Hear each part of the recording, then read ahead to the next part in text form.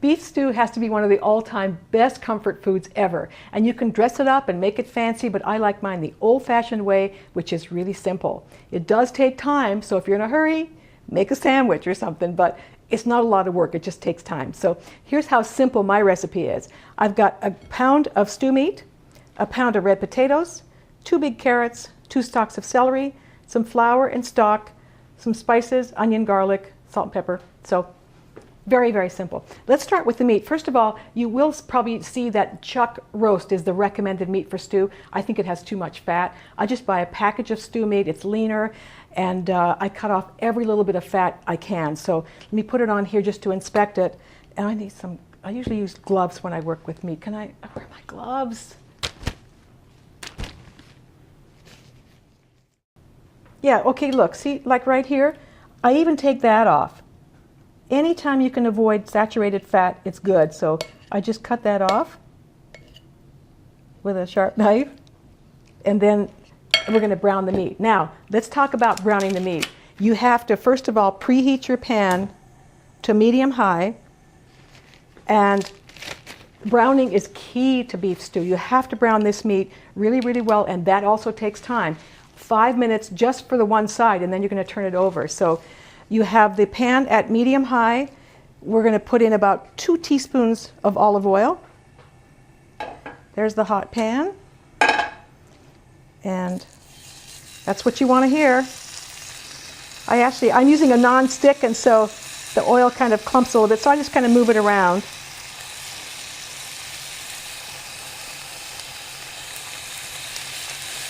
And it's also important that the pieces do not touch, because then instead of browning, they'll wind up sort of steaming in their liquid. So these are pretty big enough pieces that I can separate them. But once you get them in the pan, do take a minute with a utensil or with a glove or something, and just separate them like that over medium-high, nice high heat.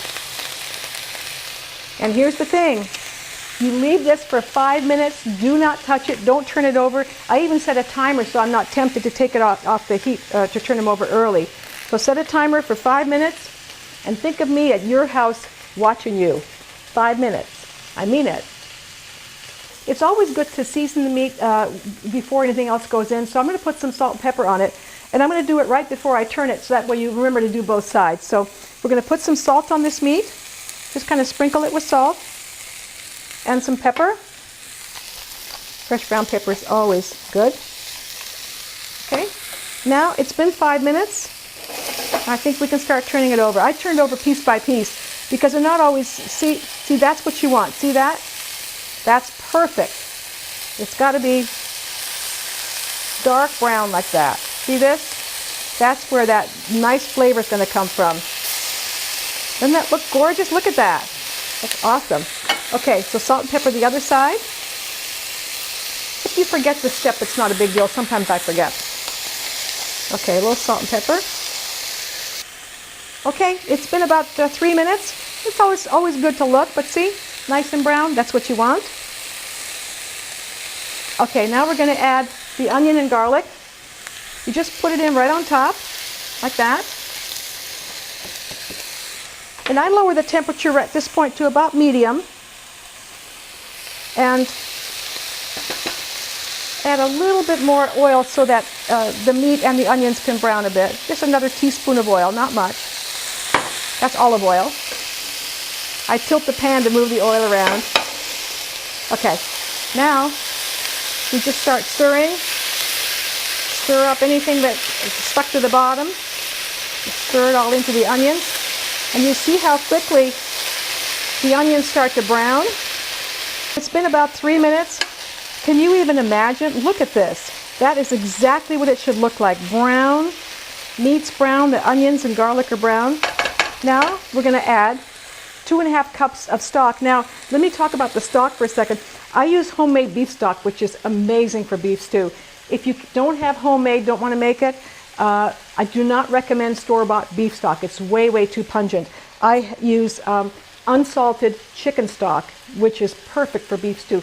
Otherwise, the other one is way, way too strong, the beef. So unsalted chicken stock, vegetable stock if you want, but I used my homemade beef stock. It's awesome. So 2.5 cups of homemade beef stock or store-bought unsalted chicken stock.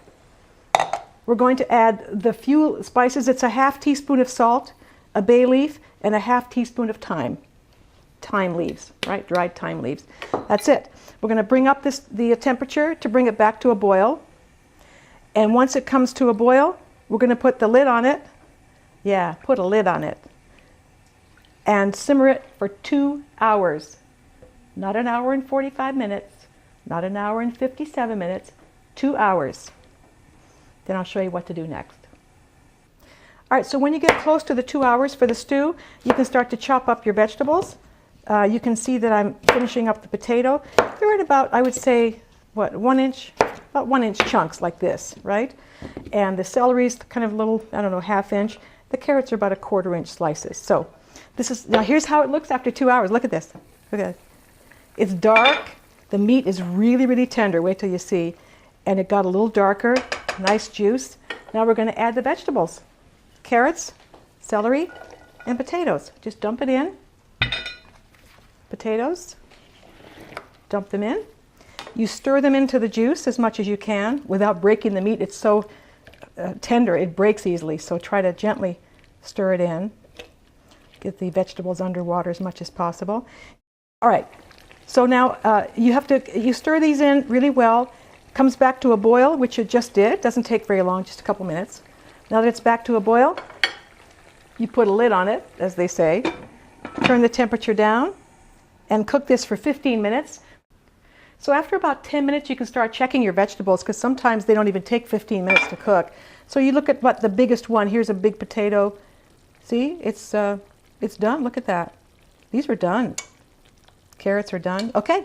All right, so it's time for the last step. And what it is I have about 1/4 cup of stock and 2.5 tablespoons of flour. So I'm putting it into the stock, and you whisk that together until there are no lumps. So you can do it with a fork. A whisk does it a really quick job of it. So it appears to be pretty smooth. And now this is what's going to thicken that stew and give it that nice soupy thickness. So you just pour this in, and you stir it in, and you cook it for 5 more minutes, and that's it. So there it is. Stir it in. Always bring things back up to a boil. Oh my, there is nothing like homemade stew. You couldn't buy this anywhere. You just couldn't. Okay, you can see it's already thickening already. Look at that. Look how fast that works. Oh, here's the bay leaf. It just crawled up the side. So the bay leaf comes out sometime around now. All right. So you stir this in and you cook it for 5 more minutes. It's back to a boil. Put a lid on it. Turn it down till it's still cooking. Cook it for 5 more minutes and it's chow time, baby. Okay, my stew is done. Wait till you see how awesome it is. Okay, look at this. All right, look. Just look, smell. Oh, it's thick. The vegetables are perfect. They don't fall apart. Let me show you how tender this meat is. Okay, I'm just gonna take 2 forks. Look, boom, boom. What else can I say? I mean, this is so amazing. Doesn't this like take you back to this video and everything, take you back to the 50s when women used to wear aprons and high heels to cook in the kitchen? Nowadays, if they're wearing an apron and high heels, they're making a whole other kind of video.